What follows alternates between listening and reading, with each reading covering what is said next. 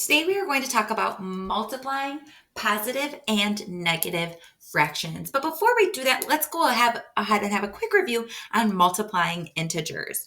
We remember that when we multiply two positive numbers together, it will stay positive. When we multiply anything by 0, it will equal 0. When we multiply two negatives, that will also result in a positive.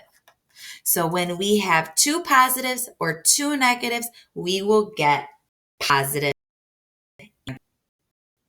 When I multiply a positive by a negative or a negative by a positive, that will always leave me with a negative.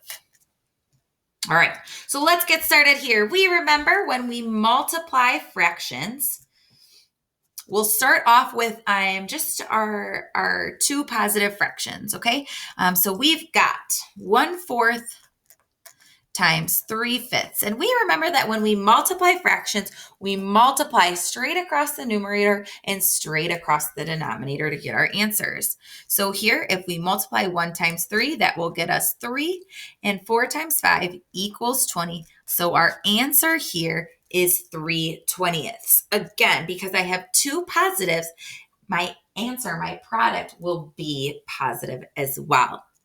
Let's move on to two negatives. We know from multiplying integers that when we multiply two negatives, our product will also be positive, just like when we multiply two positive numbers, okay? So here, this should result in a positive answer.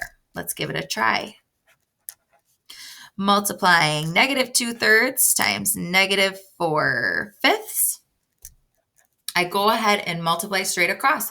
Well, -2 times -4 is going to get me positive 8. Multiplying across the bottom, 3 times 5 gets me 15. So my answer is 8/15. One more example here. We've got this time a positive and a negative. We remember that when we multiply a positive and a negative, we will get a negative result. So let's go ahead and try that here.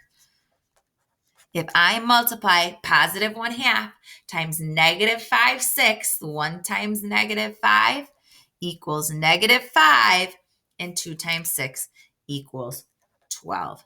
So my answer here, when I multiply a positive and a negative, I will get a negative, -5/12. So the big things to remember when I am multiplying positive and negative fractions is that I multiply my fractions the same way as always.